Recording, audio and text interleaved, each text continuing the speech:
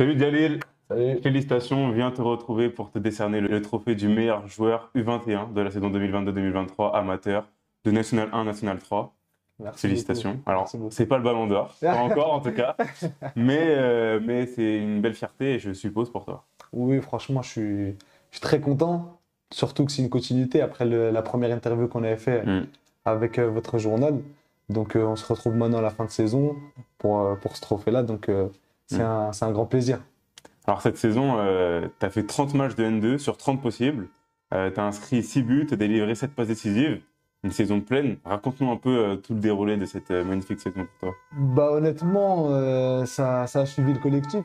Parce que collectivement, on a fait une bonne saison. Donc, on a un petit peu calé sur la fin. Mais voilà, donc individuellement, après, au niveau des stats, ça a suivi. Mhm. Mais c'est pas forcément au niveau des stats où je suis le plus heureux. C'est plus sur exactement les 30 matchs, comme tu Mhm. l'as souligné.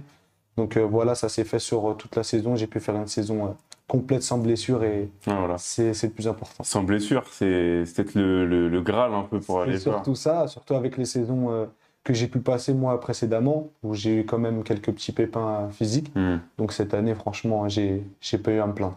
Ça vient récompenser un travail en dehors des terrains, de l'entraînement. Oui, bien sûr, forcément un petit peu plus de sérieux, de travail, hein. Il y a pas de secret de Hmm. toute façon pour pas se blesser.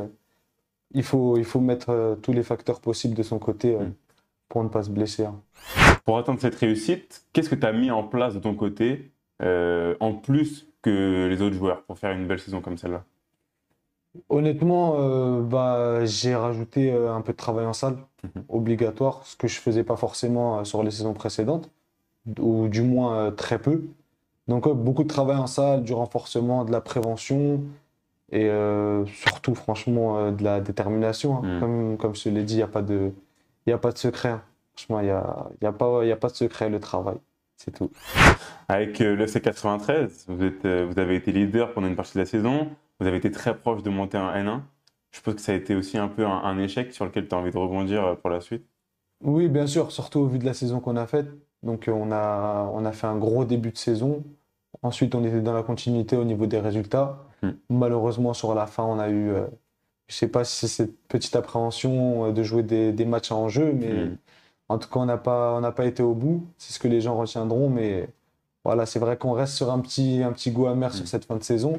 Mais je pense que le plus important, c'est de s'en servir Pour pour rebondir. apprendre exactement, pour rebondir et retenir de cette leçon-là. Sauf qu'il y a eu beaucoup de choses positives quand même collectivement et individuellement. Oui, bien sûr, non, sur le plan collectif, tant comme individuel, ça reste une saison qu'on Mm. n'oubliera pas, je pense, tout le groupe. Non, il y a eu énormément de bonnes choses et c'est ce qu'on retiendra. Nickel. Et quelles sont les prochaines étapes pour toi? Tu viens de faire une grande saison en N2. Je suppose que tu as envie peut-être de passer l'étape supérieure maintenant. Oui, bien sûr, parce que la saison dernière, je fais une belle deuxième partie de saison. Mhm. Donc, je pense avoir confirmé sur cette saison-là. Donc, forcément, on cherche à aller un échelon au-dessus. Après, voilà, on verra bien si ça se fait, tant mieux. Si ça se fait pas, bah, on continuera à persévérer. Mm. Merci beaucoup. Il n'y a pas de souci, c'est moi qui te remercie.